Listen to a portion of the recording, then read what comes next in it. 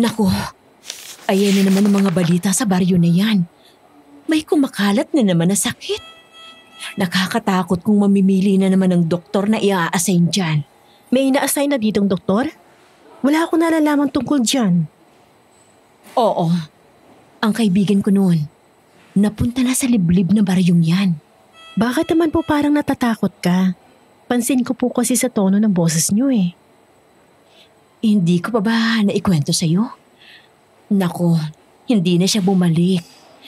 Isang araw may natagpuan na lang na naaagnas na katawan. Walang may alam kung bakit nagkagano ng bangkay. At alam mo ba? Ano po, ma'am? Natagpuan daw sa lokasyon na yun ang singsing ng kaibigan ko. Hindi ko na alam kung nakumpirmang siya talaga yun dahil ang buong pamilya ay lumipat na ng bayan simula noon. May pinatay doon? Anong year po ito? Noong kabataan ko pa, Iha. Mga 20s pa ako noon. Unang taong ko ng duty dito sa ospital. Pero hindi ko din nakumpirma kung pinatay o namatay lang. At huli na nang nakita ng mga tao. Ay, ewan. Naninindig ang balahibo ko. Nakita ko din kasi yung katawan.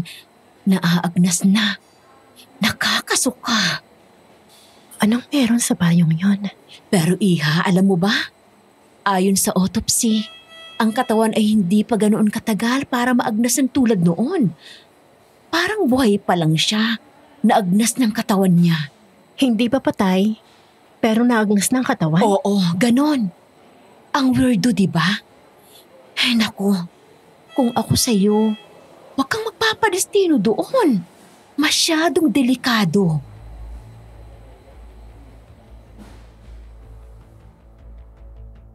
Magandang araw, Sir Jupiter, at sa lahat ng mga tagapakinig ng Sityo Pangil.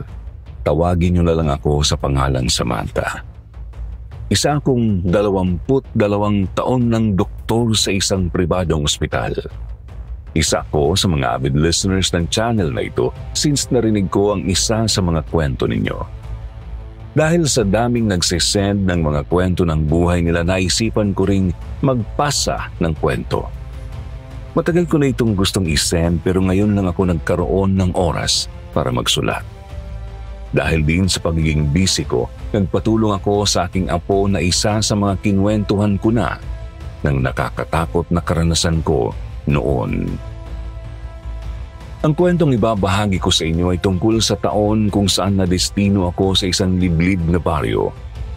Dito sa baryong ito ay nawala din ang taong parte ng buhay ko. Si Miguel, kapatid ko. Si Miguel ay 15 years old pa lang noong nawala siya. Mabait si Miguel, matulungin at may mabuting puso. Ang sabi ng mga nakakita, huling nakita siya papasok sa liblib na baryong yun. Nagpa-search na ako sa pulis, lahat ginawa ko na, maliban sa pakikipag-usap sa mga tao doon. Sa tuwing may gusto akong interviewin, lumalayo sila sa akin o hindi ako sinasagot. At dahil gusto kong malaman kung anong totoong nangyari sa kanya at kung buhay pa ba siya, napagpasyahan kong gawin ang desisyon na tuluyang nagpabago ng buhay ko.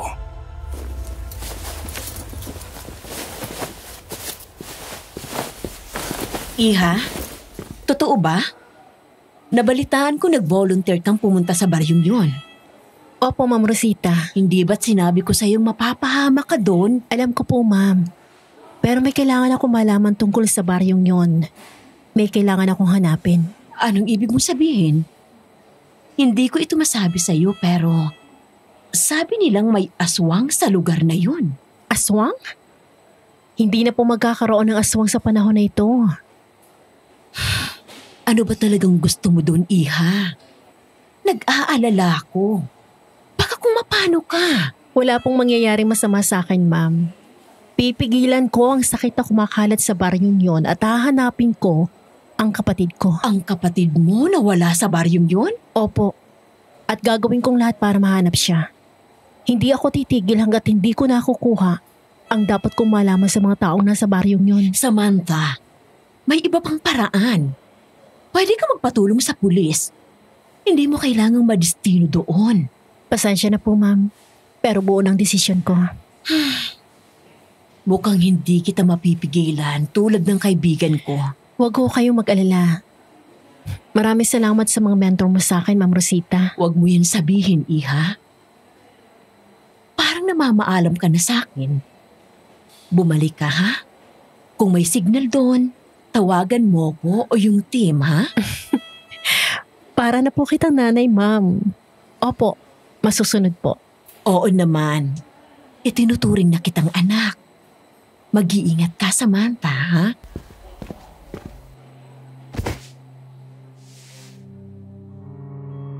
Tumango ako at lumapit siya sa akin. Marahan niyang hinawakan ang pisngi ko at hinaplos yun. Inilapit niya ako sa kanya at niyakap. Ramdam ko ang pag-aalala niya pero buo na ang desisyon ko. Kung hindi ako matutulungan ng mga pulis, ako ang maghahanap sa kapatid ko. Pagkatapos kong maghanda sa mga gamit na dadalhin ko, lumabas na ako para sumakay papunta sa baryo.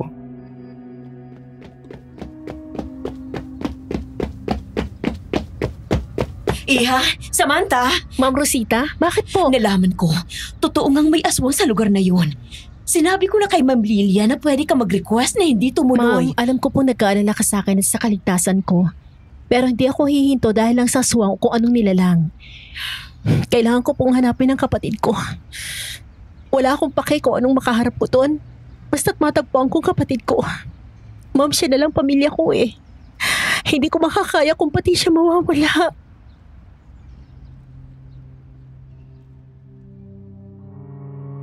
Hindi na siya nagsalita. Nakita ko sa mga mata niya ang labis na lungkot. Naiiyak niya akong niyakap at marahang tinapik ang likod ko. Bawat hikbi, ramdam ko ang bigat ng puso.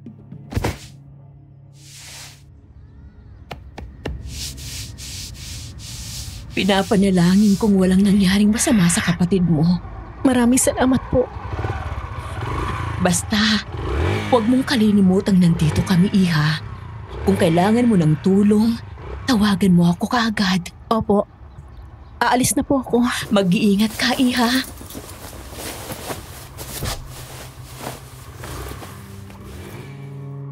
Tumango ako at sumakay na sa tricycle. Di ako lumingon kay Ma'am Rosita. Hindi ko siya kayang tingnan ngayon.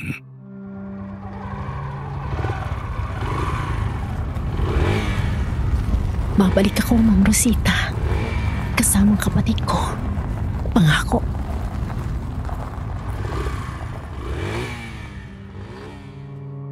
Lumipas ang halos kalahating oras, pumasok ang tricycle sa baryong pamilyar na sa akin.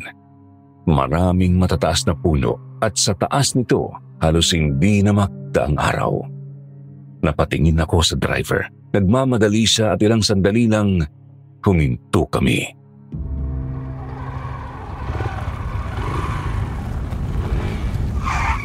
Dito na lang po ba tayo?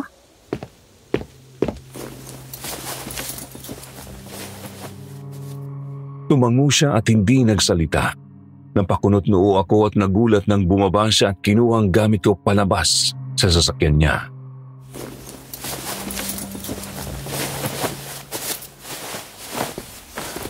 Teka, Manong, malayo pa ako sa baryo eh. Hindi po ba pwedeng magpahatid? Teka, Manong!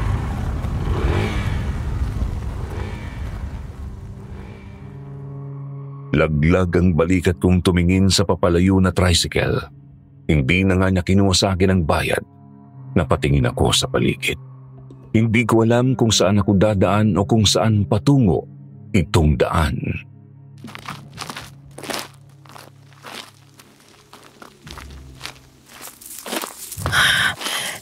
Hindi.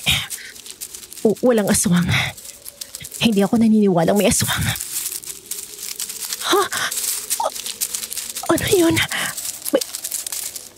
May mabagis pa bang hayop? Parang may masangsang na amoy. May patay na hayop.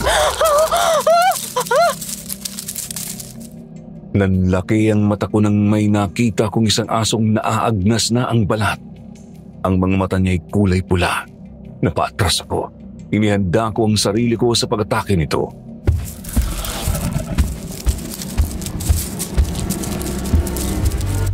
Iha, anong ginagawa mo rito?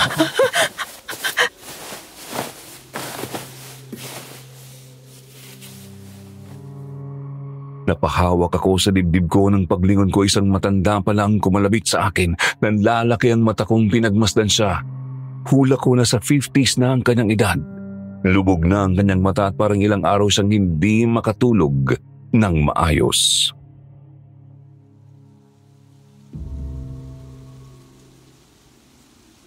Pasensya na po, Nay. Nagulat po ako sa kalabit niyo eh. At may aso na nawala. Anong ginagawa mo dito? Bakit ka naparito? Ako po yung doktor ni Bianca. Ang batang ni-report na may sakit sa aming ospital. Pinuntahan kami ng magulang niya at akong doktor niya ngayon. Si Bianca? Ang batang yun? Opo, ma'am. Alam niyo po ba kung saan ang bahay nila? Hindi po kasi ako hinatid ng driver papasok. Di ko po alam kung bakit. Wala nang naglalakas loob na pumunta dito sa baryo namin. Simula nang kumalat na naman ang balita. Na may natagpo ang bangkay sa baryo niyo? Mukhang alam mo na. Pero ang lakas pa din ang loob mong pumunta rito. Mawalang galang na po, Nay. Pero hindi namin hahayaang mas kumalat ang sakit. Sigurado ka bang sakit ang kumakalat? Anong ibig niyo sabihin?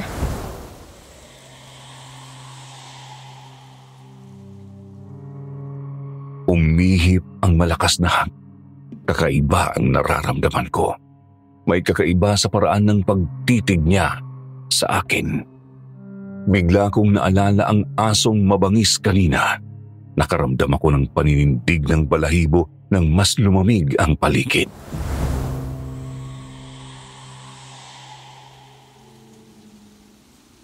Ako si Margarita at nakakaagaw pansin ng presensya mo, Iha.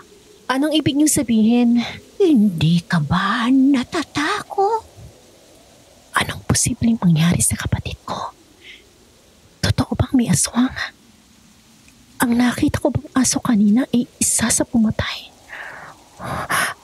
Ang kapatid ko, kinain siya ng aswang. Hindi. Alam kong sabi-sabi lang ito. Kinakailangan ko siyang mahanap.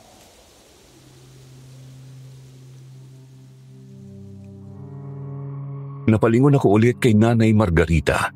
Parang binabaliktad ang tiyan ko sa paraan ng pagtitig niya. Bahagya akong napaatras.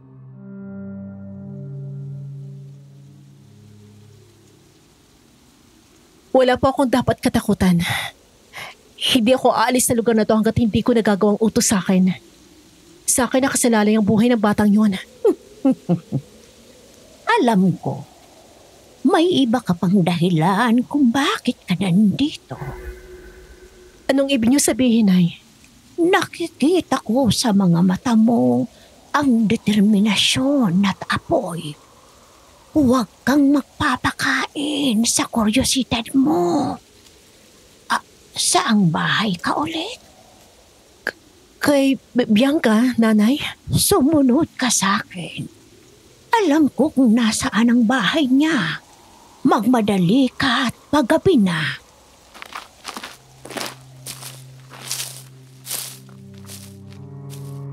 Nakaramdam ako ng paninindig ng balahibo sa sinabi niya. Nauna siyang naglakad at sumunod na lang ako.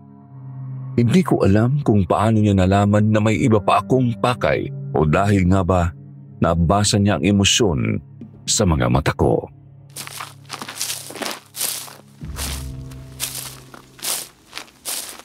Ano po kayo dito, Nanay Margarita? Ba't kayo nandun kanina? Ako? Madalas lang akong maglakad-lakad sa gubat. Kung ganon nakita po ba ninyo mabangis na aso kanina? Bakit, Iha? Natatakot ka ba?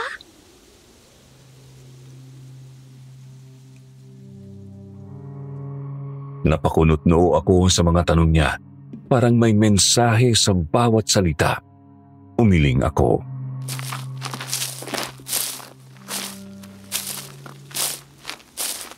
Maraming sabi-sabi na may aswang dito.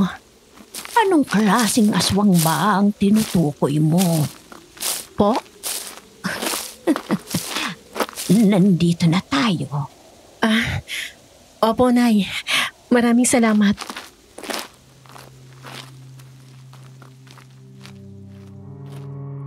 Pagkalingon ko sa tabi ko, nakita ko si Nanay Margarita na papalayo. Napatingin ako sa bahay na mukhang inabandona na. Masyadong makalat ang paligid at ang mga kahoy ng bahay ay marami ng insektong anay.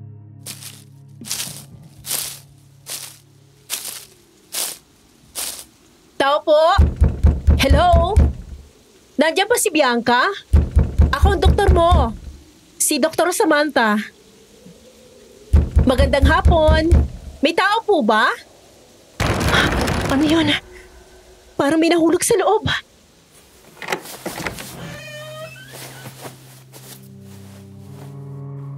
Nagmamadali kong hinawakan ang doorknob at inikot yun. Nagulat ako nang mabuksan ang pintuan. Bumungad sa akin ang isang masangsang na amoy. Halos mapatabon ako sa ilong ko sa sobrang baho.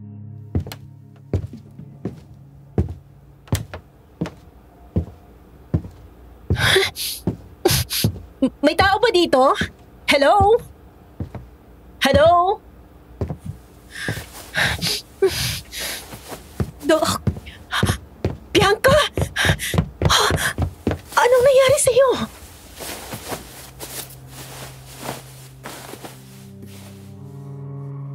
Napaupo ako at tinignan ng kalagayan niya.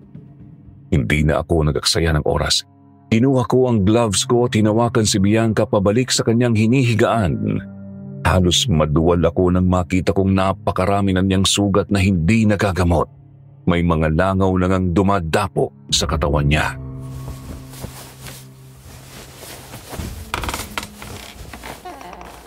Nasaan ang mga magulang mo? Sila nagsabi sa akin tungkol sa kalagayan mo. Iniwan nila ako. Anong ibig mong sabihin? Baka nandun sila naghahanap ng gamot? Hindi po. Narinig ko silang iiwan nila ako. Nanditiri na sila sa akin. Nagkakamali ka, Iha. Babalik sila. Hindi na po. Wala na silang pake sa akin, Dok. Shhh! Huwag kang mag-alala. Nandito na ako. Gagaling ka. Ang mga sugat mo, masakit pa? Hindi po. Pero nangihinang buong katawan ko. Parang babawian na ako ng buhay. Huwag mo sabihin yan. Gagaling ka. May tao ba? Parang may narinig ako sa labas, ha? Huwag po. Huwag mong bubuksan. Sasaktan ka niya. Itim. Itim na perlas. Ha? Anong ibig mo sabihin, Bianca? Huminahon ka. Walang mananakit sa'yo. Nandito na ako. Wala na akong pag-asa. Iwan mo na lang ako dito. Responsibilidad kong tulungan ka, Iha. Walang mangyayari sa'yong masama.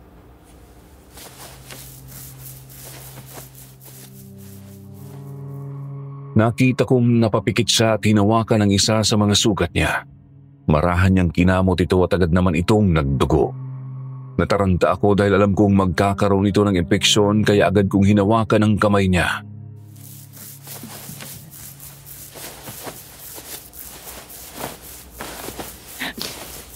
Makati, Dok. Napakakati. Bianca, huwag mong galawin ang mga sugat mo. Ako nang bahala. Kinakailangan mong kontrolin ang sarili mo. Dok, hindi ko na kaya. Bianca!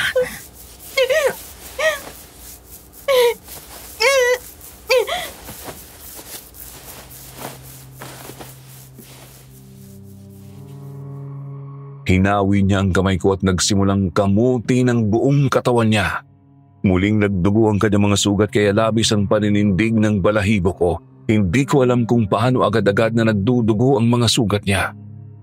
Wala akong nagawa kundi kuhain ng tranquilizer para mapatulog siya. Nang maiturok ko na ito, unti-unti siyang kumalma hanggang makatulog.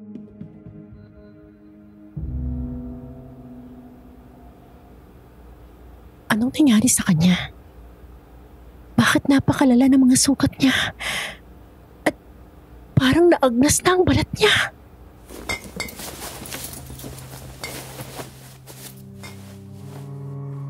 Hindi na ako nagaksaya ng oras. Inilabas ko agad ang mga antibiotics at mga panlinis ng sugat.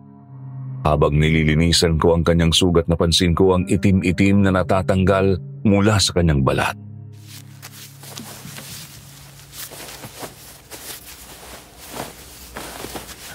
Totoong naagnas na ang kanyang balat.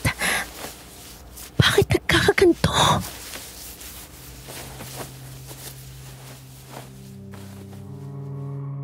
Nasa kalagitnaan ako ng paggamot ng sugat niya, bigla siyang nagdeliryo. Nagulat ako dahil hindi ko alam kung bakit siya nagkakaganoon. Hinawakan ko ang pulso niya. Napakabilis nito. Ang temperatura naman niya ay bumababa.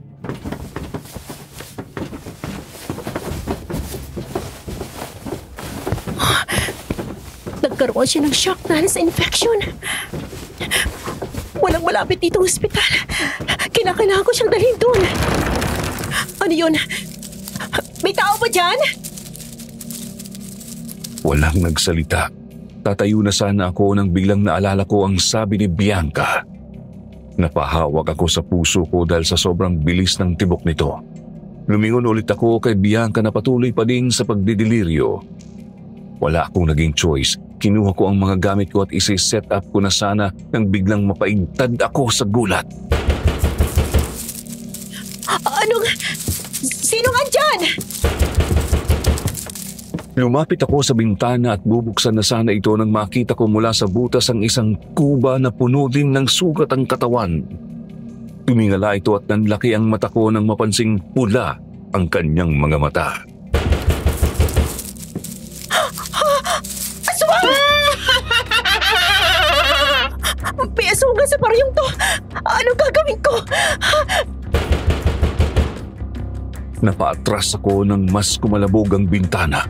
Naghanap ako ng pwedeng gamitin kung sakaling pumasok ang aswang. Tulong! Tulong!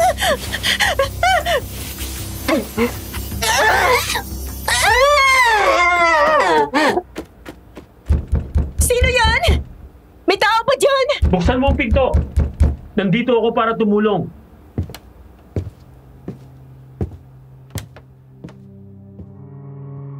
Napatingin ako sa pinto kung saan nanggaling ang boses. Boses ng isang binata. Napatingin ako kay Bianca. Sa totoo lang, hindi ko alam kung ano ang gagawin ko. Matapos akong makakita ng aswang, hindi ko alam kung paniniwalaan ko ang boses.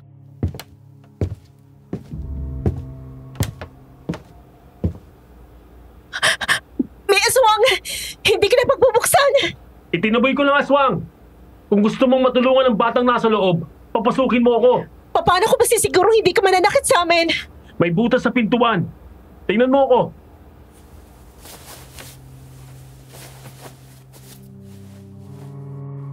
Sinunod ko ang sinabi niya. Tumingin ako at nakita ko ang isang binatang nakamask. Walang kakaiba sa katawan niya kaya medyo nabawasan ang kaba ko.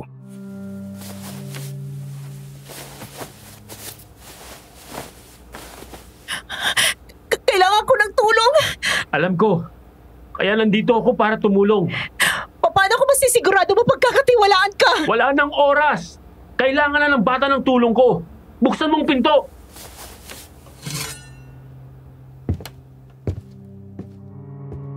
Ramdam ko ang bigat ng paghinga ko habang lumalapit sa pintuan. Hawak ko ang maliit at matulis na kutsilyo. Napakagatlabi ako at dahan-dahang pinuksan ang pintuan.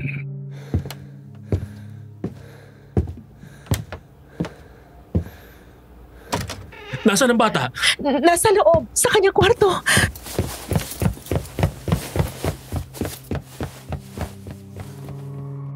Napatingin ako sa binata. May dala siyang malaking bag at hindi ko makita ang mukha niya dahil sa face mask na suot niya.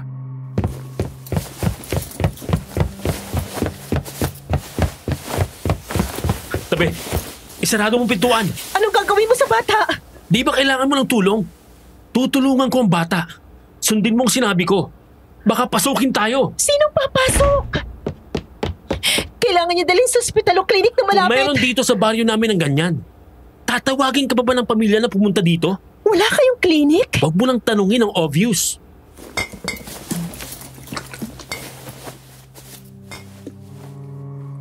Pinagmasdan niya si Bianca. May kinuha siyang langis sa kanyang bag at inilagay ito sa noo ng bata. Ang namumuti na niyang mata ay unti-unting naging normal hanggang sa huminto na siya sa panginginig. Gulat akong napatingin sa binata.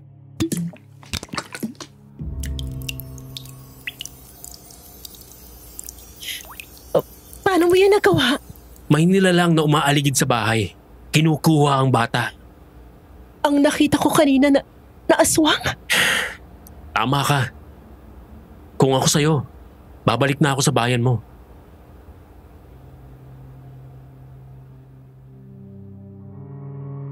Napatulala ako. Alam kong dahil sa panganib dapat talaga akong umalis sa baryong ito, pero habang inaalala ko na ang kapatid ko ay maaaring nandito, umiling ako.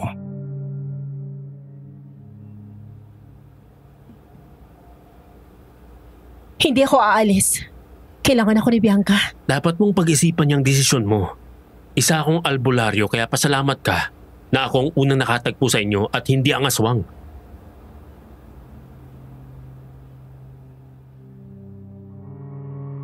Napahawak ako sa dibdib ko habang inaalala ang kapatid ko. Hindi ko alam kung anong mararamdaman ko.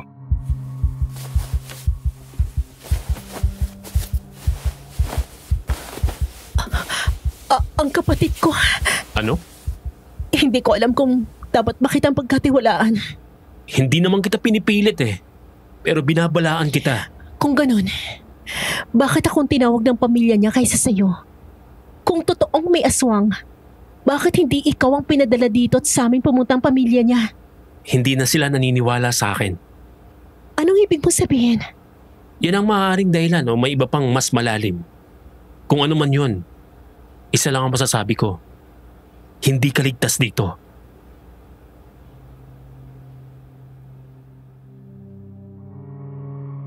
Nakipagtitigan ako sa kanya. Sa kabila ng makapal niyang mask at mahabang buhok, napapansin ko pa din ang sugat sa kanyang kanang mukha.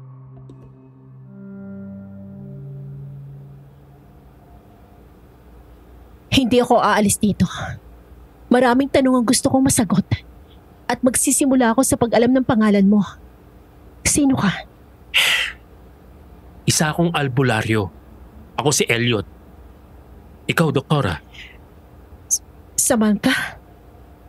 Sigurado ako bago ka napunta dito, nabalaan ka na. Bakit ka pa din nagpatuloy?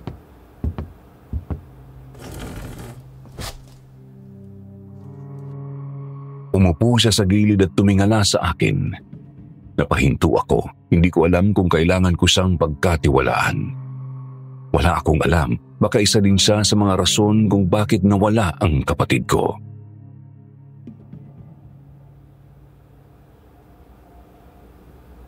May mission ako dito. Ang pagtulong sa batang to? Hindi ako kumbinsido. Hindi kita kailangan kumbinsihin. Ginagawa ko lang trabaho ko.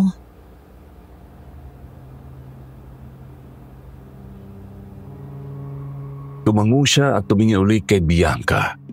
May nakita akong upuan malapit kaya umupo din ako.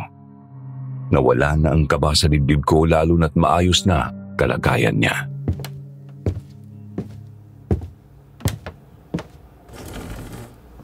Ba't ka nakamask? Hindi naman contagious ang kalagayan ng bata. Hindi yun ang rason. May malaki akong peklat sa mukha. Peklat? Anong nangyari kung ayos lang magtanong? Wala pang nagtanong yan sa akin simula noon. Siguro nga kasi hindi mo alam ang nangyari. Nadisgrasya ako. At namatay ang buong pamilya ko. Sorry, natanong ko. Hindi mo na kailangan magpatuloy sa pagkwento kung hindi ka komportable. Ayos lang. Tagal na yun pero dahil sa peklat na to, parang kahapon pa din ang nangdaan. Ako ang rason kung bakit namatay sila. Kaya palagi akong nakamask. Ayokong nakikita ang peklat ko.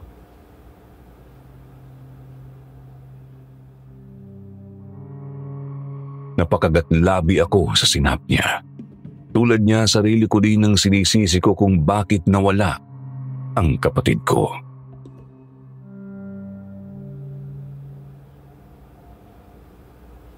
Kung hindi ko sila sinabihan na umalis sa baryong to, hindi mangyayari ang lahat.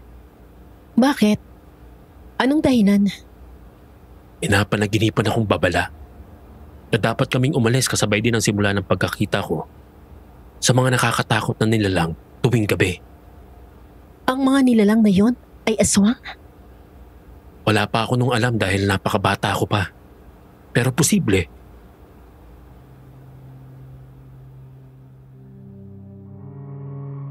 Napatingin ako sa kamay niyang kinukurot niya habang nagkikwento sa akin.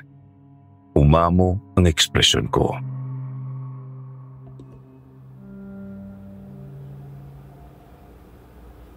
Kung ano mang dahilan kung ba't sila namatay, hindi mo yung kasalanan. Wala kang alam. Wala nga. Pero yan ang sigurado ako. Hindi lang ikaw ang may pinagdadaanan, Elliot. Marami nagsasuffer kada minuto. Ang sinasabi mo? Kailangang isipin ko sila bago ang emosyon ko? Wala akong sinasabing ganyan. Pasensya na kung mas pinalala ko ang sitwasyon.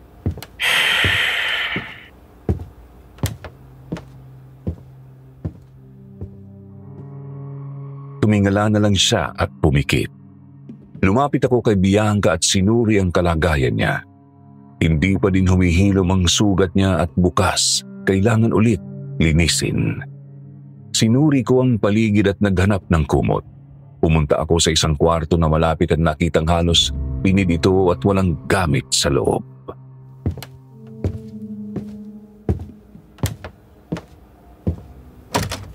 Talaga bang iniwan nila si Bianca? Anong nangyari? Anong nangyari? Bianca? Umalis ka! Umalis kang lalaki ka! Anong ibig sabihin nito, Elliot? Umalis ka! Nakita kita! Ikaw ang dahilan!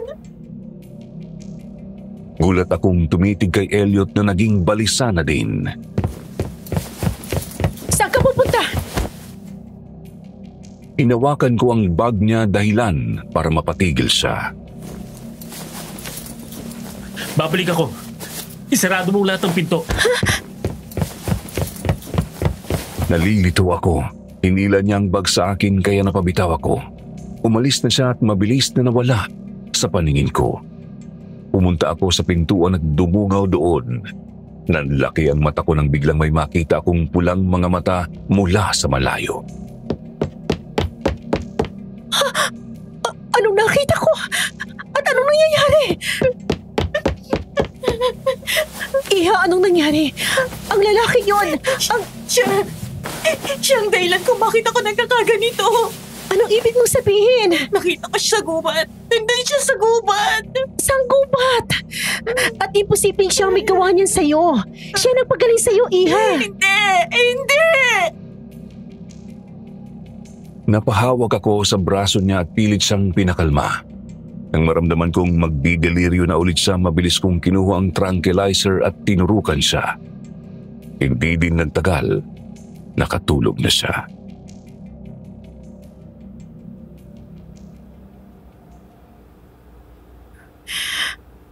Bakit? Ano ba talaga nangyari?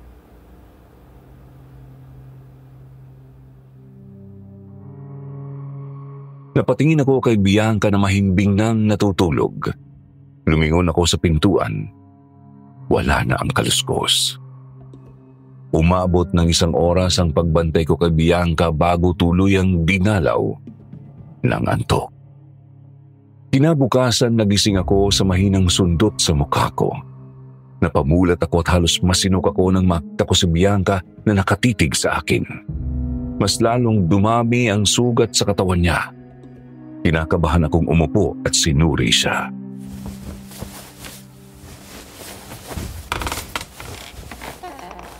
Bakit lumala ang mga sugat mo? Lumala na po talaga to. Kaya din sumuko ng pamilya ko sa akin. Hindi. Hindi ka nila iniwan. Kung hindi nila ako iniwan, bakit wala sila dito? Tingnan ng bahay namin. Mukhang may babalik pa ba dito? Pero silang nag-hire sa akin para pagalingin ka. Dahil ayaw nila ng responsibilidad. Ayos lang po, Dok. Maraming salamat sa tulong mo. Bianca, yung lalaki kagabi, siyang tumulong. Kinakailangan ko na pong magpahinga, Dok. Pagod ang buong katawan ko.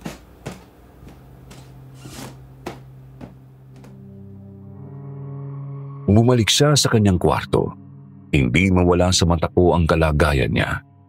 Sumunod ako sa kanya at inalalayan siyang humiga.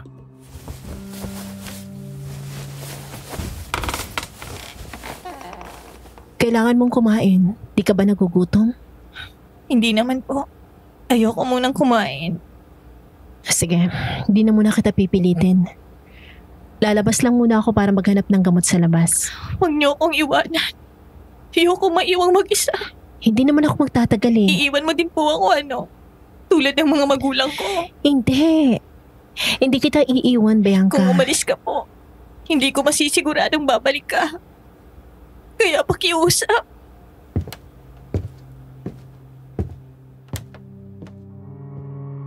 Ngumiti ako at lumapit sa tabi niya. Nawala ang nag-aalala niyang ekspresyon at napalitan ng saya. Umayo siya ng higa at kahit nang hihina, pinilit niyang magpakatatag.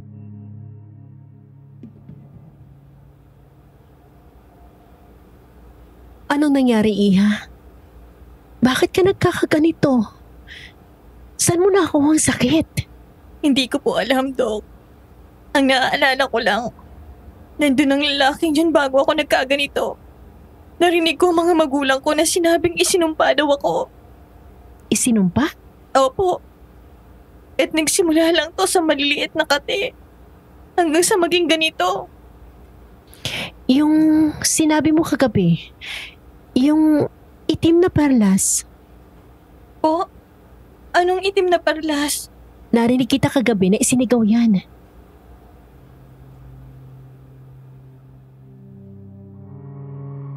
Nakita ko sa mukha niya ang pagkalito.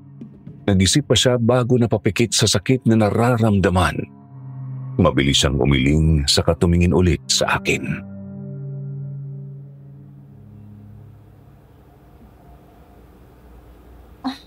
Wala po akong maalala.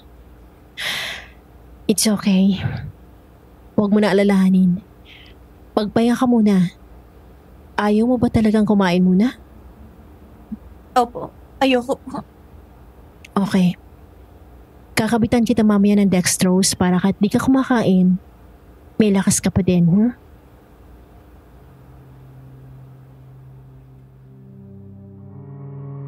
Tumangulang siya at pumikit na. Hinintay ko siyang makatulog hanggang magtanghali. Dahil mahimbing pa din ang kanyang tulog, kinabitan ko siya ng dextrose at nililisan ko na ulit ang mga sugat niya.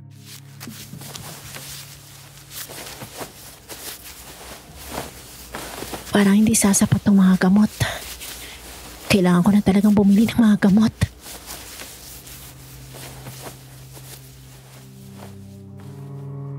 Napatingin ako kay Bianca na mahimbing pa din ang tulog. Ganoon pa din ang kanyang mga sugat. Malalalim pa din at namamaga. Napahawak ako sa sentido ko sa kadahan-dahang tumayo.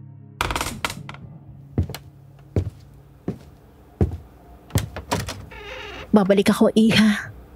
Hindi ako magtatagal. Halos walang mga bahay dito, Wala bang malapit na tindahan? Medyo malayo pa naman ang baryong to sa bayan.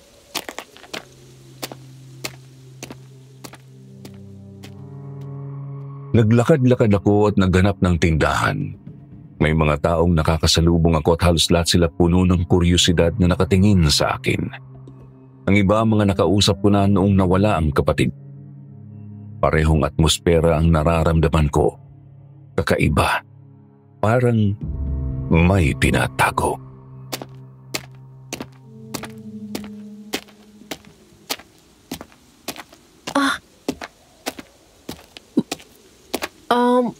Meron po bang tindahan dito?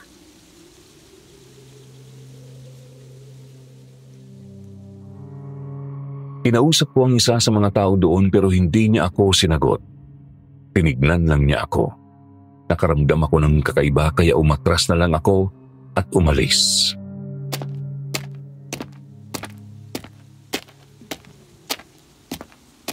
Anong meron sa baryong to? Nandito ka pa din pala. Hindi ka talaga nakikinig. Nanay Margarita! Ang tinis ng boses mo. Hinaan mo. Pasensya na po. Wala kasing pumapansin sa akin eh.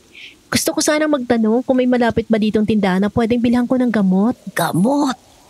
Sa tingin mo, makagamot mo ang batang yon dahil sa gamot. Po? Anong ibig niyo sabihin?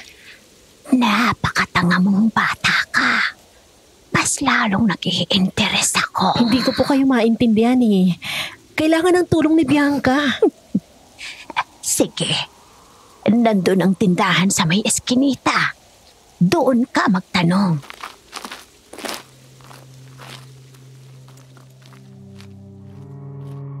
Pasasalamatan ko sana siya pero mabilis siyang tumalikod. Napabuntong hininga na lang ako habang tinitignan ang figura niyang lumalayo sa akin. Napakunot noo ako, parang pamilyar ang likod niya. Lumingon ako sa eskinita na sinabi ni Nanay Margarita. May isang maliit ngang dahan.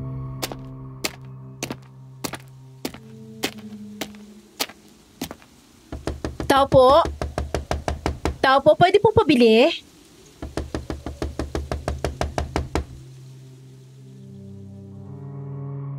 May nakita akong matandang lalaki dumungaw at tumingin sa akin. Pinagmasdan niya ako at nang parang namukhaan niya ako, bigla niyang ipinakita sa akin ang signage na sarado.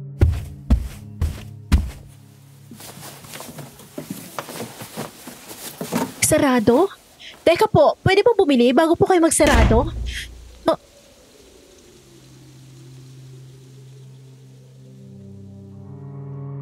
Napakunot noo ako nang biglang pagsarahan ako ng tindahan. Hindi ko alam kung anong mararamdaman ko. Halo-halo.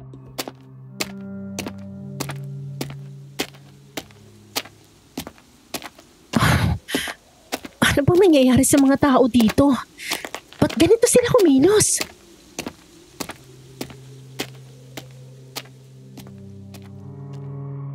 Napatingin ako sa langit. Dapit hapon na naman. Naalala ko bigla si Bianca.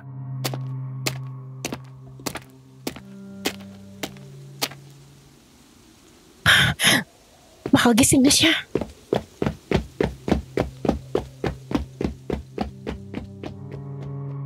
Napahinto ako sa pagtakbo nang may marinig akong parang sumusunod sa akin. Dumadagundong ang puso ko kasabay ng pagyukom ng kamao ko. May nararamdaman akong nakatayo malapit sa akin. Buong lakas kong lumingon at nagulat nang makitang walang tao na nakasunod sa akin.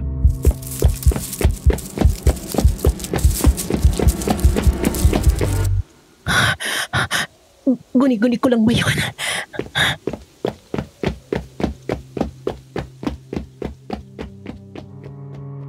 Napaayos ako ng tayo. Ang nasa isip ko ay si Bianca lalo na't maggagabi na ulit.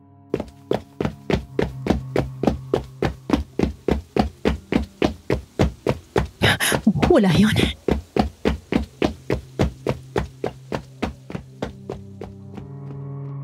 Pagkadating ko sa bahay niya, nanginig ang kamay ko dahil bukas ang pintuan. Bianca? Bianca? Bianca, nandito na ako! Bianca, nasan ka? Tuluyan nang nanghina ang tuhod ko nang hindi ko siya matagpuan sa higaan niya. Tanggal na din ng dextrose. Tinignan ko ang buong bahay at napansin kong napakagulo nito. Napasabunot ako sa sarili ko. Oh, Diyos ko! Bianca! Saan ka nagpunta?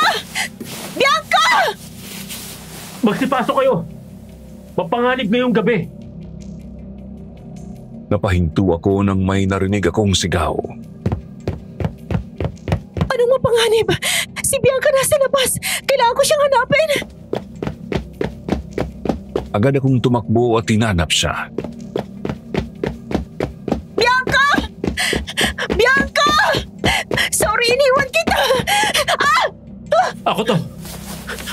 maingay. Anong ginagawa mo? Hinahanap ko si... Alam ko kung sinong hinahanap mo. Nakita ko ang batang yon. Talaga? Kailangan natin siya puntahan. Hindi. Mapanganib siya ngayon. Ano yun? May parang nasasaktan na. Baka kailangan niya ng tulong. Inuha ko ang kamay ko mula sa pagkakahawak ni Elliot. Narinig ko pa na tinawag ako pero hindi ako lumingon. Alam kong boses ng babae yon at baka si Bianca yon. Bianca!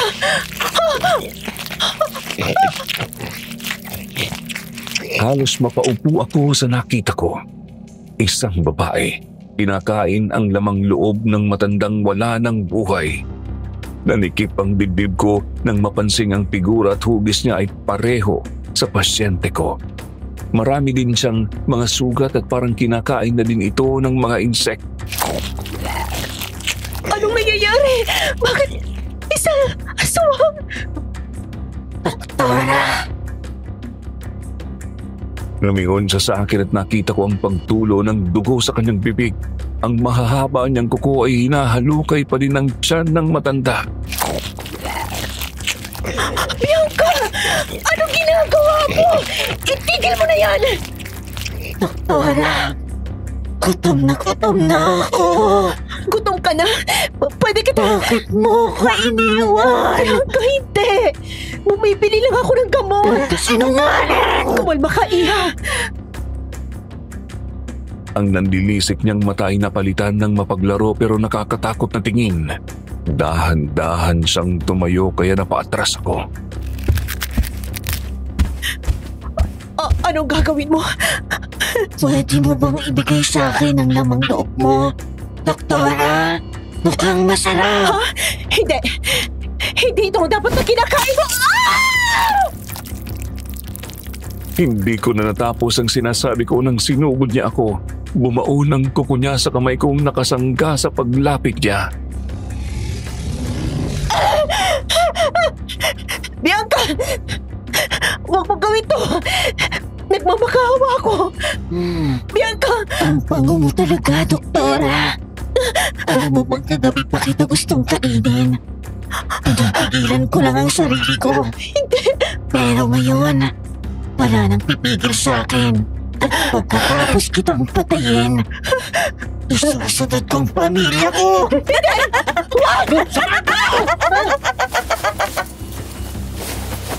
Napalingon ako sa taong tumawag sa pangalan ko.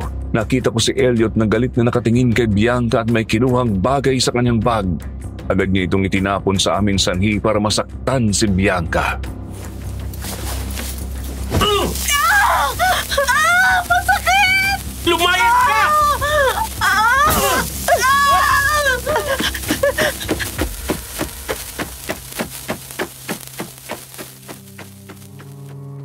Binitawan ako ni Bianca at mabilis na tumakbo papunta sa kagubatan. Napaupo ako dahil sa sobrang panghihina. Kahit ang namamaga kong kanang kamay ay hindi ko maramdaman.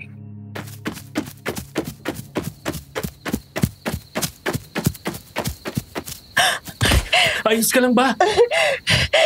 Oo. Maraming salamat sa pagligtas sa akin. Mamaya ka na magpasalamat. Kailangan na nating umalis. Pero yung matanda... Wala na yung buhay. Babalik ang aswang na yon. Pero...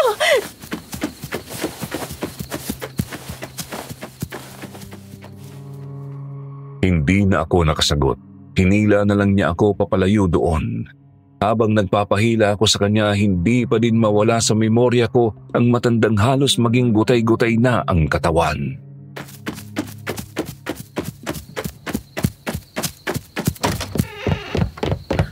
Sa ngayon, dito ko lang muna magpalipas ng gabi. Nasaan ako? Nasa bahay ko. May kaliitan pero wala kang ibang choice. Di naman ako magrereklamo.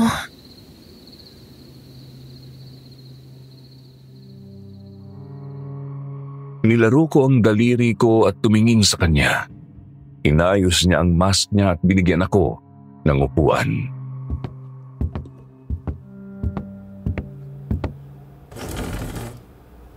Maraming salamat sa pagligtas mo sa akin. Hindi ko alam na magiging aswang siya. Yun ang rason ng mga magulang niya kung bakit ka pinapunta doon. Anong ibig mong sabihin? Alam ng mga magulang niya na magiging aswang siya at ikaw ang una nilang gustong maging biktima. Paano mo yan nasabi? Hindi yun magagawa ng magulang niya. Dahil nandun ako nung araw na kinuha si Bianca ng isang aswang. Akala ko na barang lang siya o ang aswang ang may gawa nun. Pero doon ko lang napansin na isinali na pala ang sumpa sa kanya ng aswang. Ang itim na perlas. Saan ko yung narinig? Anong meron sa itim na perlas? Yan ang kapangyarihan ng mga aswang. Isinasali nila ang perlas na itim sa mga sunod na gusto nilang magmana nito. At si Bianca ang pinili ng aswang?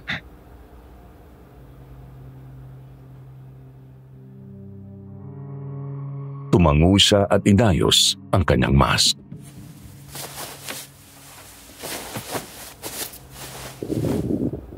Hindi ka pa kumain? Hindi pa. Simula kahapon.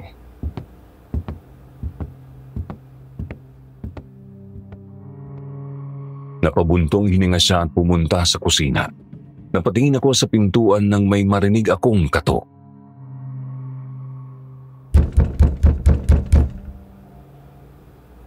Hello?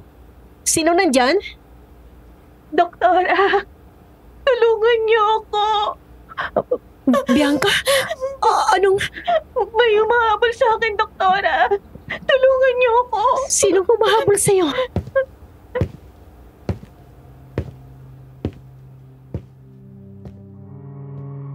Lumapit ako sa pintuan. May nakita akong maliit na butas. Ramdam ko ang nginig ng katawan ko habang papalapit ako.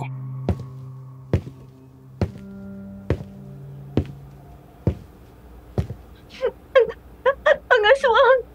Hinahabol nila ako. Gagawin nila akong aswang.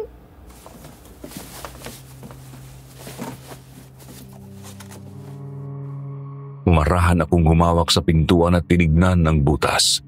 Naglaki ang mga mata ko nang makita si Bianca na naliligo sa dugo, ang matay mapupula at may hawak pang lamang loob sa kamay. Naramdaman niya ang presensya ko kaya lumingon siya sa kung nasaan ako nakatingin. Ngumiti siya at mas pinanlakihan ng nakakatakot niyang mata.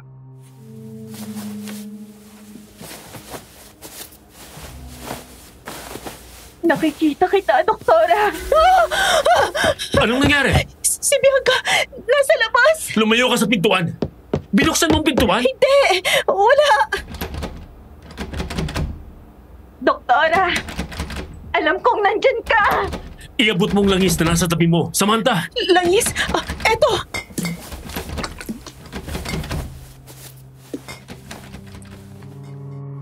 Nanginginig ang kamay kong ibinigay sa kanya ang langis na pinapaabot niya. Kinuha niya yun at winisikan ng pintuan. Dahil doon huminto ang kalampag sa pintuan.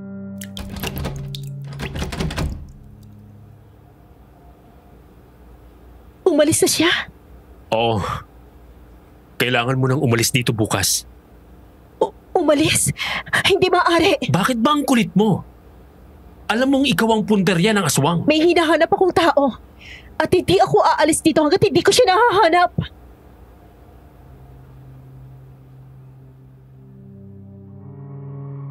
Napahilamos siya at tumalikod sa akin. Naiiyak akong tumungo habang inaalala ang kapatid kong posibleng nakain o sinaktan na ng aswang. Napahawak ako sa sugat na nasa kamay ko.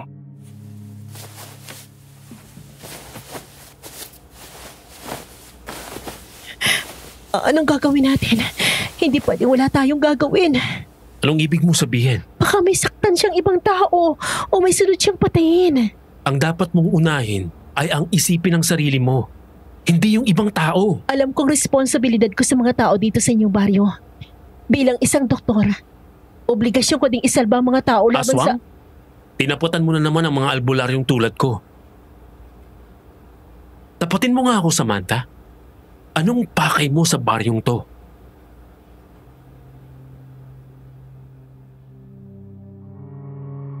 Napayukom ako habang seryosong nakatingin sa kanya.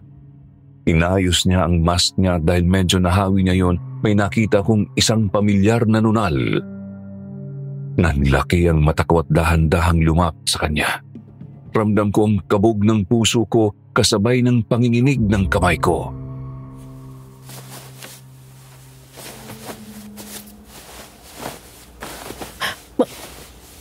May nunal ka sa pisngi. Ano? Anong nunal? Nunal! Nakita ko. Kapareho ng nunal ng kapatid ko. Kapatid mo? Teka, wag mo nga hawakan ang mukha ko. Miguel? Anong pinagsasabi mo? Ano yun? Nahanap ng aswang ang isang bata. Bata! Kailangan natin sila puntahan. Masyadong delikado. Wala akong pake. Nasa peligro kalagayan ng bata. Samantha! Samantha, bumalik ka!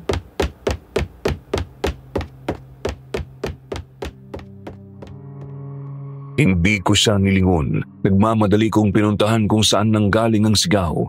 Nagmumula ito sa gubat. Walang pag-aalinlangan akong pumasok. Ramdam ko ang talas ng mga dahon habang tumatakbo ako pero hindi ko yun ininda.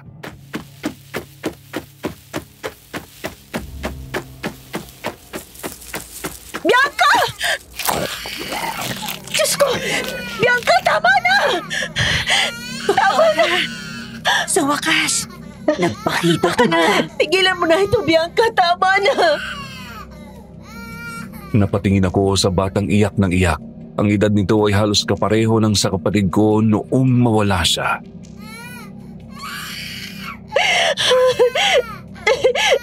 Ako bang gusto mo? Ako harapin mo! Mas magandang panghimagas ka, doktora. Wag!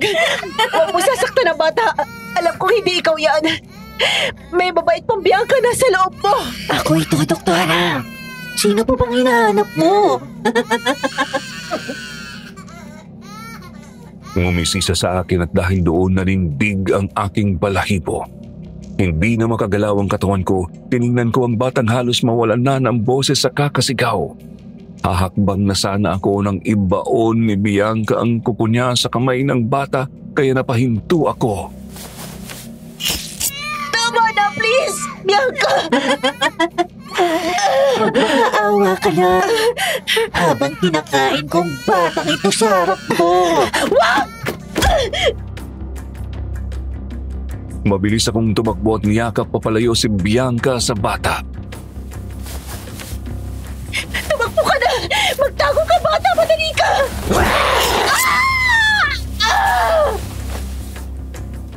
Napahiyaw ako nang maramdaman kong bumaon ang matalas na kuko ni Bianca sa balikat ko. Doktora! Napahiga ako sa damuhan nang mawala sa tabi ko si Bianca. Nakayakap na mula sa likod niya si Elliot. Sagabal ka sa akin!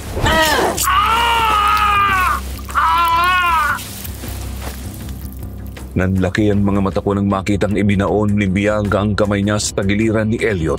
Sumirit ang dugo ng binata. Nakahawak ako sa balikat ko nang tumayo ako at naghanap ng pwedeng gamitin. Bitawan mo si Elliot! Ang malaking batong malapit sa akin ay kinuha ko at walang pag-aalinlangang pinupok ang ulo ni Bianca. Dumaloy ang itim na dugo sa kanyang noo at nabitawan niya si Elliot. Kinuha ni Elliot ang pagkakataong ito para sabuyan ng asin si Bianca. Ayaw ba sa akin? Elliot! Diyos ko! Maraming dugo na wala sa'yo! Wala to. Kailangan na nating umalis dito. Humawa ka sa balikat ko!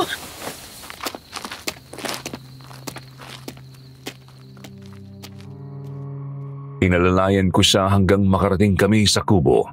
Saktong pagdating namin, siya ding pagsikat ng araw.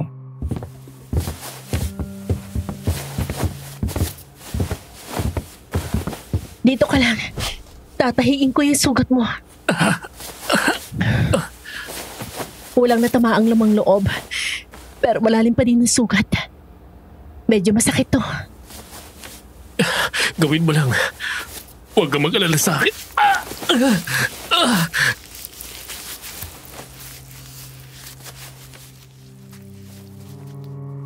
Napatingala siya sa sakit habang tinatahi ko ang sugat niya. Walang anesthesia dahil wala akong dala kaya ramdam niya ang sobrang sakit.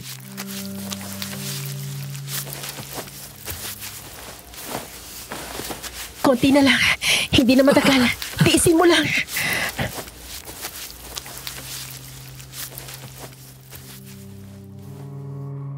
Tumulo na ang pawis niya habang tinitignan ang sugat niyang tinatahi. Hindi nagtagal, maingat kong pinutol ang sinulid na ginamit ko at nilagyan ng antibiotic ang sugat niya.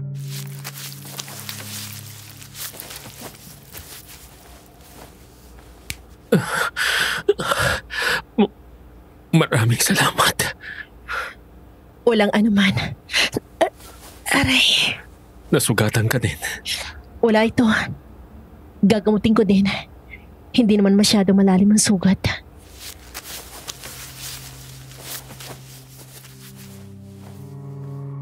Inayos niya ang mask niya sa katumingin sa aking nililinis ang sugat ko.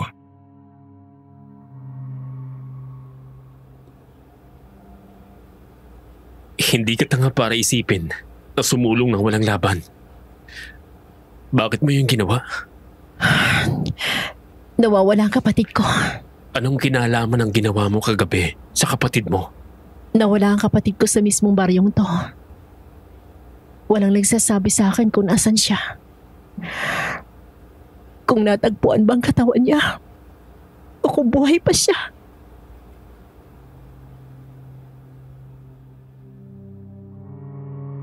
Tuluyan ng tumulo ang luha ko. Mahigpit akong napahawak sa bulak na nasa sugat ko. Hindi ko na nga halos maramdaman ang sakit.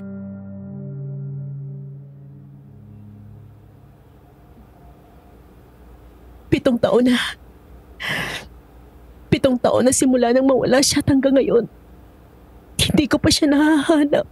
Si Miguel? Paano mo nalaman ang pangalan niya? Sinabi mo sa akin kanina. Habang nakatingin ka sa mukha ko. Kasi may nakita ko na nakapareho ng sayo. Bakit siya nawala? Nawala siya dahil sa akin. Anong nangyari? Nagkaroon kami ng away noon. Isang maliit lang na away. Ayaw ko kasing papuntahin siya ng bayan para bilhin ang gusto niyang bicycle. Paano naman siya napunta dito? Hindi ko din alam. Nagising na lang ako mula sa pagkakaidlip ng hapon nang mapansin kong wala siya sa bahay. Kung alam ko lang, nangutang sana ako. Ginawa ko sana ang lahat para mabili yung bicycle na yun. Ilang taon nang mawala ang kapatid mo? 7 taon nang lumipas. 7 taon? Oo, bakit? Nangyari ang aksidente noon. 7 taon nang lumipas. Anong ibig mo sabihin? Hindi ko alam pero parang may mali. Parang Naalala mo ba ang mga magulang mo dati? hindi. Nawala ang alaala ko. At lahat ng kwento'y sinabi sa akin ng doktor.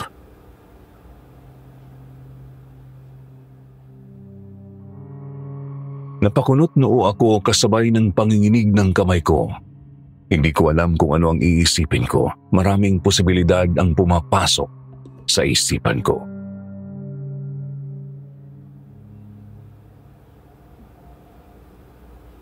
Pwede ko bang makita ang mukha mo? Bakit? May posibilidad na mali ako. Pero gusto ko makita ka.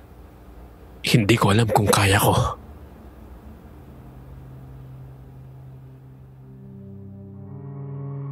Tuluyan ng tumulo ang luha ko.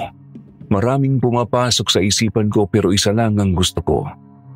Lumapit ako sa kanya at agad siyang niyakap.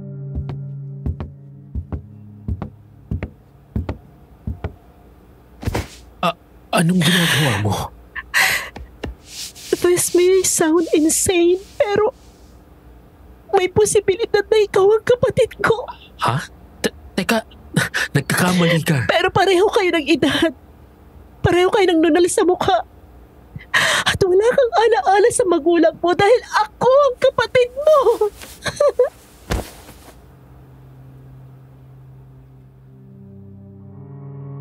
Imbis na yakapin niya ako pabalik, tinulak niya ako kasabay ng paghawak niya sa kanyang ulo. Nataranta ako at agad siyang sinuri. Walang mali sa kanyang sugat. Wala din siyang sugat sa ulo.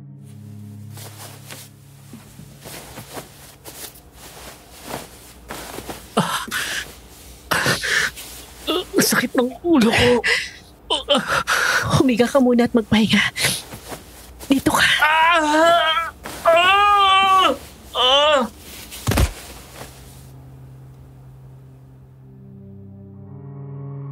Napasigaw siya, tuluyan ng nawalan ng malay. Agad kong hinawakan ang pulso niya. Normal lahat.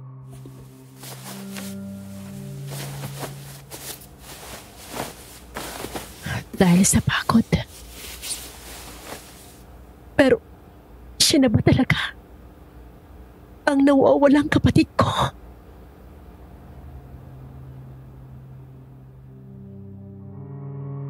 Hinintay kong magising siya.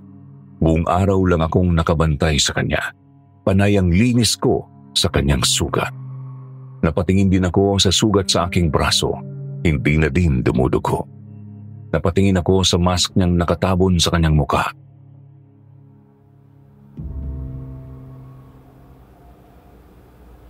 Pagkakataon ko na to. Gagawin ko ba?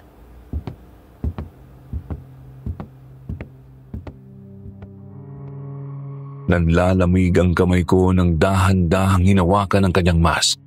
Maingat kong tinanggal yon at nakita ko ang peklat na sinasabi niya. Napakalaki nga noon at halos na-deform ang kanyang mukha. Napansin ko ang nunal. Parehong-pareho pero hindi pa din ako sigurado. Hindi na masyadong mahulma ang mukha niya dahil na-deform na ito dahil sa malaking sugat.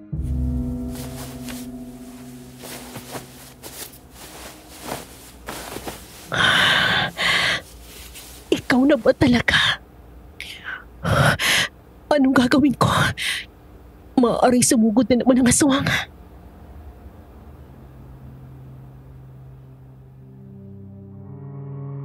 Inilibot ko ang paningin ko sa buong paligid. Napansin ko ang maraming langis at isang matalas na itak sa gilid. Walang pag-aalinlangang kinuha ko yon at inilagay sa bulsa ko.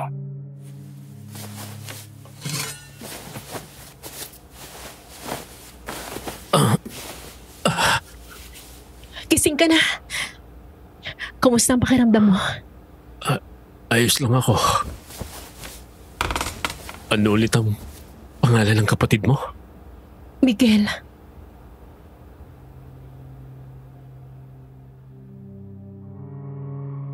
Napahinto ako at tinitigan ang kanyang mukha. Lumakas ulit ang kabog ng dibdib ko. Umiwas siya ng tingin sa akin.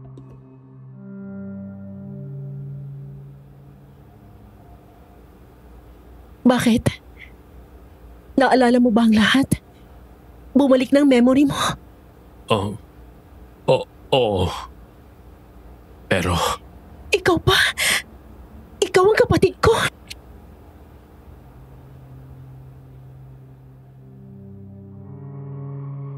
Nakita ko ang lungkot sa mga mata niya. Tumingin siya sa akin na para bang may gusto siyang sabihin pero wala siyang lakas. Umiling siya.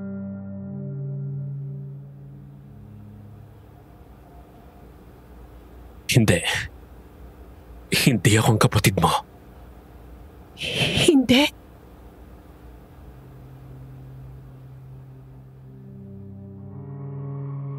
Tuluyan nang nadurog ang puso ko. Alam kong hindi malayong ito talaga ang sabihin niya pero hindi ko pa din tanggap.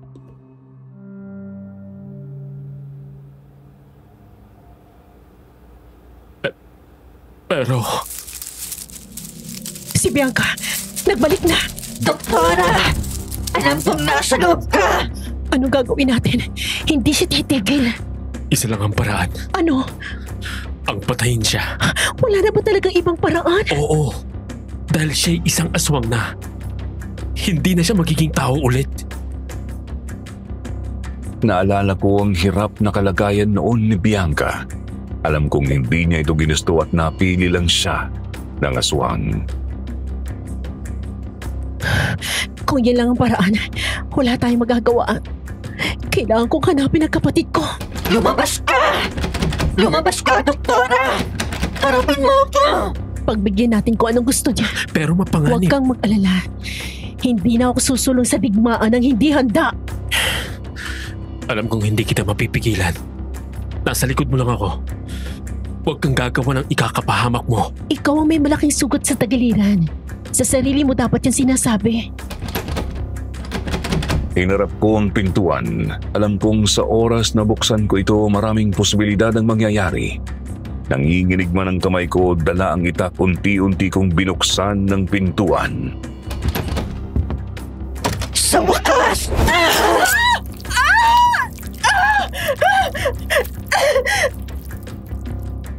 Napahiyaw ako nang hilain niya ako gamit ang kanyang mahahabang kuko. Bumaon sa binti ko ang kuko niya sanhi para mawalan ako ng balanse at hilain niya ako. Itataga ko sana sa kanya ang itak nang makuha niya ito at itinapon. Bianca! Pakiusap! Tigilan mo na ito! Ano, Doktora? Anong pakiramdam ng pagpapalasap sa'yo ng paghihirap ko, ha? Akala ko tutulungan mo ako. Akala ko ikaw ang sagot sa mga panalangin ko doon. Pero ano? Tulad nila, tinalikuran mo ako! Hindi! Nagkakamali ka! Inihambalos niya ako sa isang puno kaya napahiyaw ako sa sakit. Binitawan na niya ang paa ko. Nanlalabo ang paningin kong nakatingin sa kanyang nasisiyahan sa kalagayan ko. Bianca! Alam mo bang matagal ko na itong gustong gawin sa'yo? Anong gagawin mo sa akin? Ito! Tama na!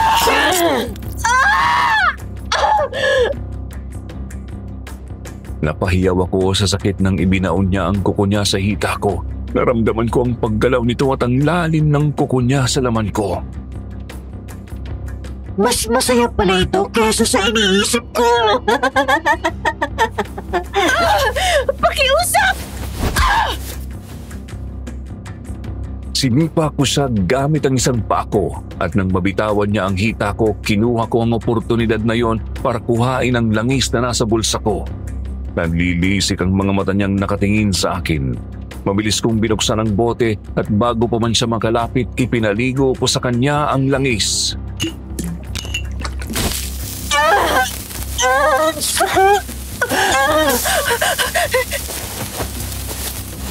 Napaupo siya at pilit na tinatanggal ang langis na nasa katawan niya. Nagsimulang matuklap ang kanyang balat na may sugat at mas sumangsang ang kanyang amoy.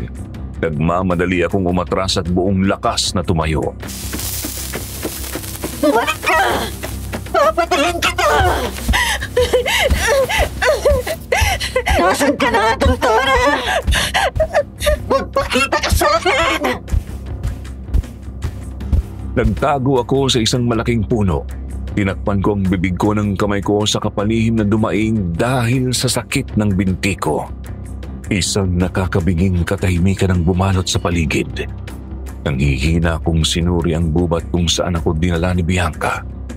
Mas lalong lumakas ang kabog ng puso ko. Alam kong nandito pa din sa paligid si Bianca.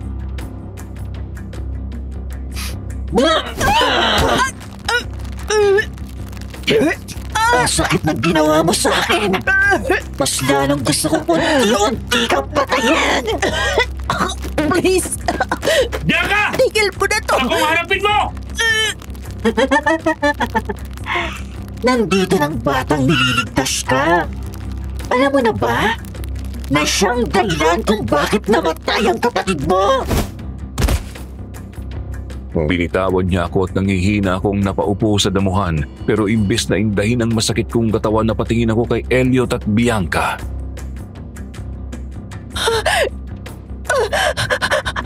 Anong ibig mo sabihin? Hindi mo pa alam na siya! Nandun siya nang namatay ang kapatid mo! Patay na ang kapatid ko! Oo! Nakilala kita nung una pa lang kitang nasilayan, Doktora. Ikaw ang kapatid ng batang namatay. 7 taon ang lumipas. Nalaman kong ikaw pala yung babaeng kapatid niya.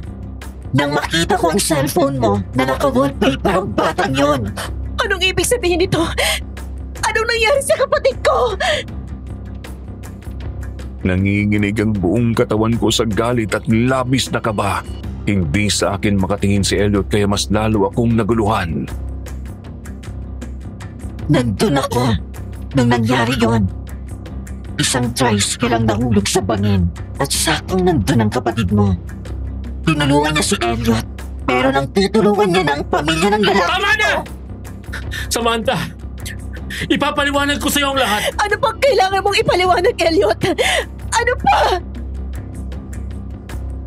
Naramdaman ko ang paghawak ni Bianca sa leeg ko. Tinignan ko siya at nakitang pagkasabik sa mata nito.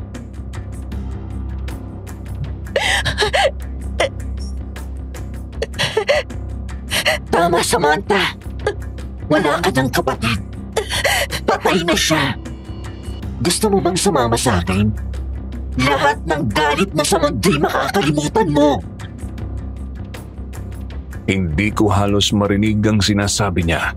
Napatingala ako at tumingin kay Elliot. Ang mga mata niya ay nakikiusap. Tumingin ulit ako kay Bianca. Magiging aswang din ako. Oo. At hindi na kita papatayin. Mas magandang makasama kita. Tulad mo, alam kong pakiramdam ng lokohin, ng iwan at sakta ng mga tao. Sumama ka sa akin at mararamdaman mong ikaw mismo magiging reyna ng lahat. Tatakutan ka. Magagawa mong lahat ng gusto mong gawin sa mga tao.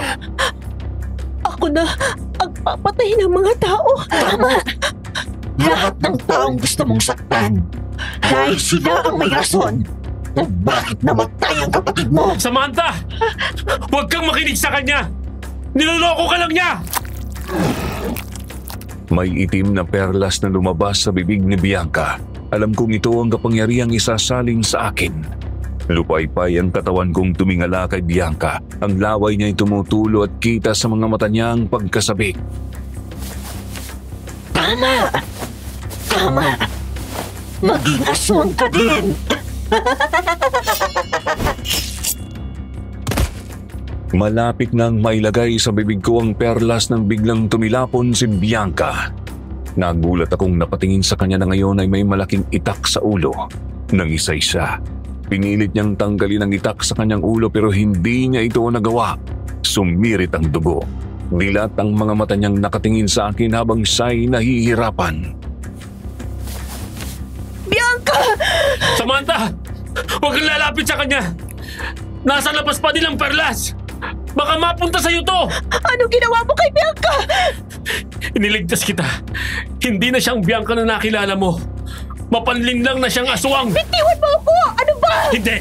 Hindi kita bibitawan hanggat hindi namamatay ang aswang na yan! Mas mabuti mamatay na din ako!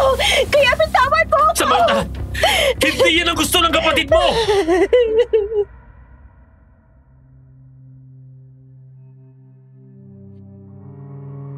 Napatigil ako sa sinabi niya. Nang hihinang tinitigan ko si Bianca na sumuka ng itim na dugo hanggang sa tuluyang nalagutan ng hininga. Napaluhod ako nang unti-unting nalagas ang kanyang buong katawan. Umalingasaw sa buong paligid ang amoy bangkay.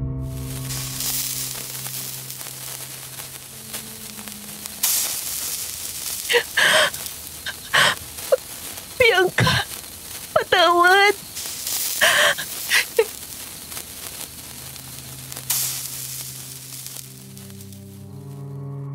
Nang lumayo na sa akin si Elliot, nanlilisik ang mata kong tinignan siya.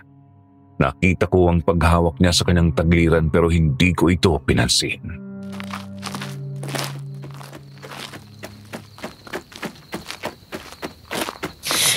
Anong ginawa mo sa kapatid ko? Walang hiya ka! Sabihin mo! Aksidente ang lahat, Samantha. Makinig ka. Na-aksidente kami noon. At ang kapatid mo ang unang rumisponde. Nang iniligtas niya na ang pamilya ko. Tuluyang nahulog ang tricycle sa bangin at namatay silang lahat. Patawad, Samantha. Alam kong dapat ako na lang ang nawala. Miguel. Hindi. Ang kapatid ko. Naalala ko lang lahat kanina. Sasabihin ko sa'yo pero naduwag ako dahil alam kong ako pa din ang may kasalanan ng lahat. Ako pa din ang dahilan kung bakit yun nangyari. Nakakatuwa kayong tingnan. Sino ka? Teka, pamilyar ka. Nanay Margarita, anong nangyari sa katawan mo? Nanlalaki ang mga mata kong tumingin sa kanya. Kapareho ng kay Bianca na aagnas na din ang kanyang katawan at puno siya ng sugat. Bigla kong naalala ang kubang aswang na nakita ko. Ikaw yon? Isa kang aswang? Tama ka, doktora. Nakakaaliw ang lukuhin niya. At ikaw, Elliot, hindi mo ba ako naaalala? Ikaw? Ikaw ang babaeng kaaway ni Mama bago kami madisgrasya. Naalala mo din sa wakas. Anong kinalaman mo sa aksidente? Ako ang dahilan kung bakit nawala ng balanse ang sinasakyan ninyo. Hindi ko inaasahan at tutulungan ka ng batang kapatid pala ni Doktora. Ang liit naman ng mundo. Walang hiya ka! Anong ginawa namin sa'yo? Wala kang ginawa. Pero ang magulang mo, isa sila sa mga retired na albularyo. At ang presensya nila ang pumapatay sa akin. Kaya pinatay ko na sila. Gulat akong napatingin sa kanila. Napayukom ng kamay si Elliot at kinuha ang itak na nasa ulo ni Bianca. Magbabayad ka sa ginawa mo! Tumakbo siya papalapit sa matanda pero bago pa man niya siya mataga, naunang hawakan ni Margarita ang tagiliran ni Elliot, dahilan para mapahiyaw siya sa sakit. Elliot! Nanay Margarita! Tigilan mo na ito! Tigilan? Nagsisimula pa lang ako. Sumirit ang dugo sa tagiliran ni Elliot. Nabitawan niya ang itak at kinuha ni Margarita ang pagkakataong ito para itapon sa malaking punong kahoy si Elliot. Halos hindi makagalaw ang paa ko. Wala akong lakas para harapin ng aswang. Pero siya ang tunay na dahilan ng pagkamatay ni Miguel. Napatingin ako kay Nanay Margarita na lumalapit kay Elliot. Tinignan ko din ang itak na nasa damuhan. Muling naalala ko ang kapatid ko.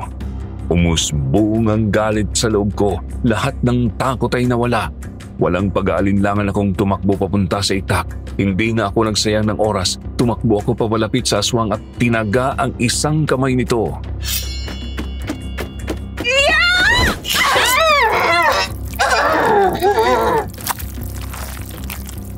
Sumirit ang itim na dugo sa buong paligid.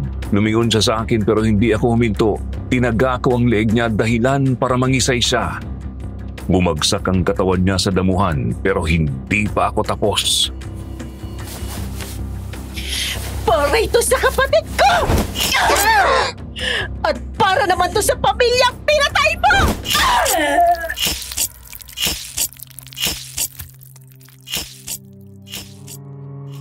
Patuloy ko siyang pinagtataga. Tumatalsik na sa mukha ko ang dugo nito pero hindi ako natinag. Ramdam ko pa din ang galit sa puso ko.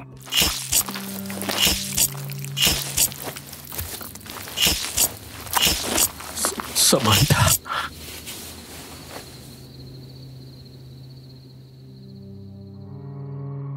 Pagkarinig ko ng boses ni Elliot, doon lang ako napahinto. Nakatayo na siya. Nakahawak sa kanyang tagiliran. Naiiyak naman akong tumingin sa kanya at pinunasan ang mukha ko.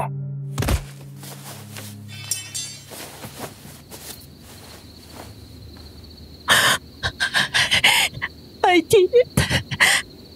I took revenge for my brother. Wala na. Tapos na.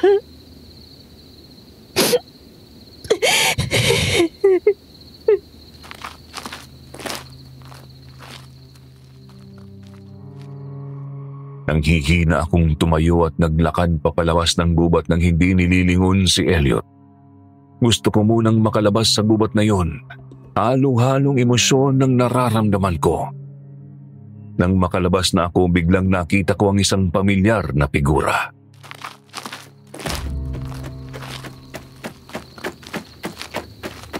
Samantha! Oh, Diyos ko!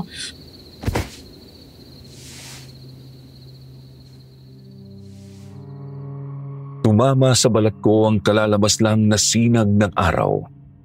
Naiiyak akong pinuntahan ni Ma'am Rosita. Agad niya akong niyakap.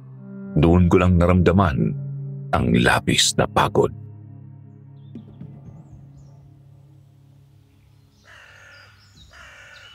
Samantha, akala ko may nangyari na sa iyo. Hindi ka nagte-text sa akin o tumatawag. Kaya pumunta ako at nang hindi kita makita. Nagtanong-tanong ako at ang sabi nila, nakita ka nila na hinihila ng aswang papasok ng gubat. Anong nangyari? Ayos ka lang ba? Anong ginawa nila sa iyo? Ma'am Rosita, ang kapatid ko. Anong nangyari sa kapatid mo? Nahanap mo na siya? Matagal na patay ang kapatid ko. Wala na si Mikel. Panginoon ko! Samantha! Hindi ko alam kung anong gagawin ko, Ma'am. Ayoko na mabuhay. Huwag mong sabihin yan. Alam kong mahirap pero kailangan mong maging matatag, Iha. Wala na kapatid ko. Wala na akong kasama sa buhay. Nandito kami.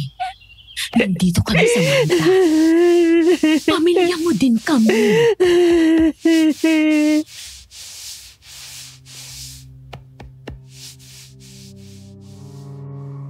Marahan niyang tinapik ang likod ko at lumayo sa akin.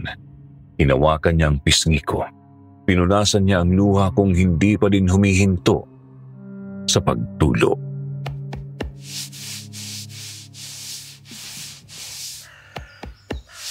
Kung nasaan man ang kapatid mo ngayon, alam kong mapayapa na siyang namamahinga. Kasalanan ko. Ma'am, kasalanan ko. Wala kang kasalanan. Tumingin ka sa akin. Wala kang kasalanan, ha? Wala, Iha. Iho, maraming dugong dumadaloy sa tagiliran mo. Wala po ito. Ayos lang ako. Elliot! Ang sugat niya! Na-impeksyon! May kotse ako dala. Dalhin natin siya sa ospital.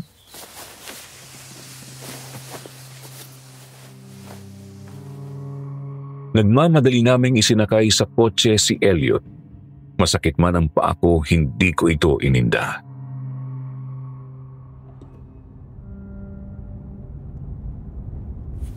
Iturok mo ito habang hindi pa tayo dumadating sa ospital.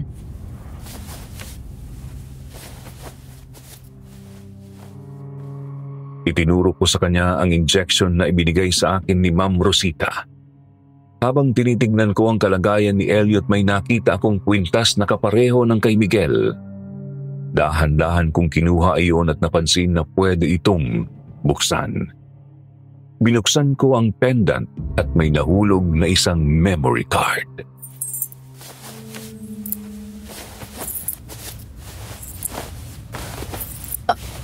Ano to? Nandito na tayo.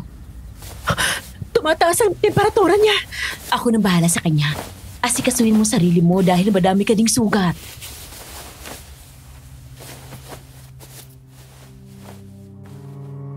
May lumapit sa aking mga nurse at inasikaso ako. Nang matapos ng linisin ang sugat ko, inilabas ko ulit ang pendant na nakita ko kanina. Kinuha ko ang cellphone ko at inilagay ang memory card doon.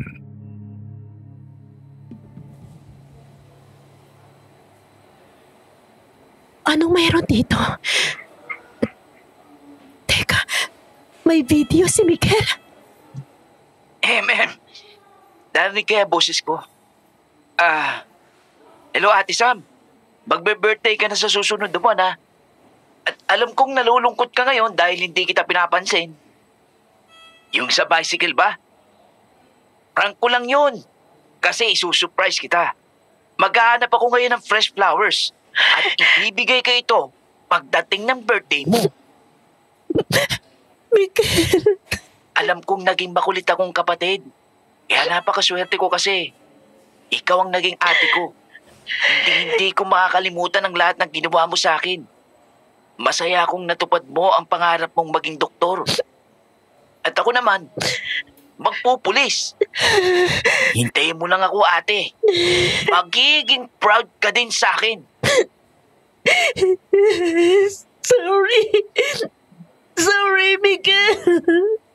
Happy birthday, Ate Sam. I love you.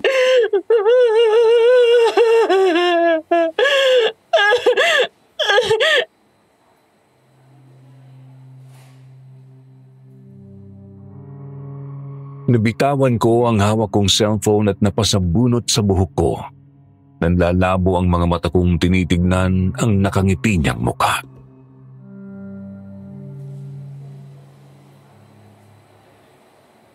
I love you too, Miguel. I'm sorry. Samantha,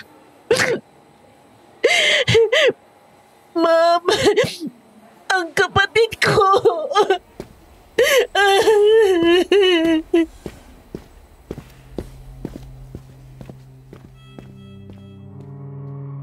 Lumapit siya sa akin.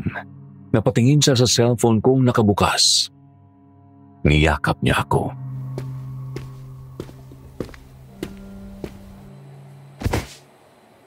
gising na si Elliot. May gusto siyang sabihin sa iyo.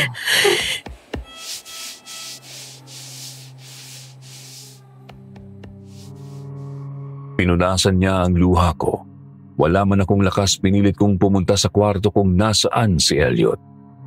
Pagkapasok namin, hindi na siya nakamask. Nakahiga siya habang may mga aparato sa katawan niya.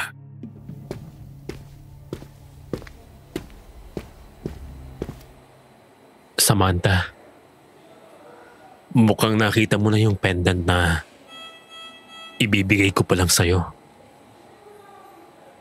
Gusto ko lang idagdag na sabi niya, hindi mo daw kasalanan. Wala kang kasalanan.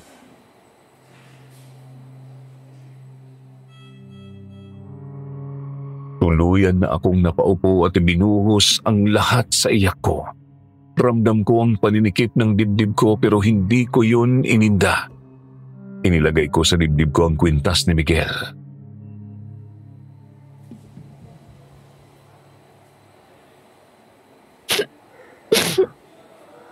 Sorry. Sorry, Doktora.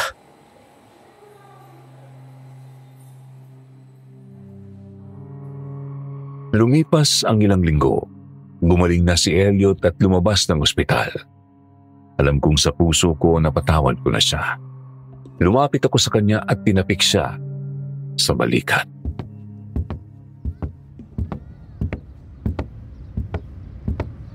Mag-iingat ka palagi.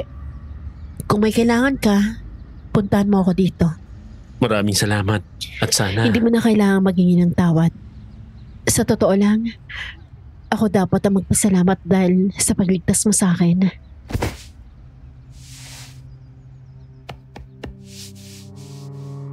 Ngumiti siya at niyakap ko. Masaya ko siyang niyakap pabalik.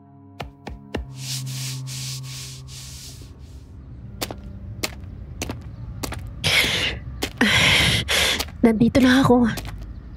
Huwag mong isipin nag-iisa ka.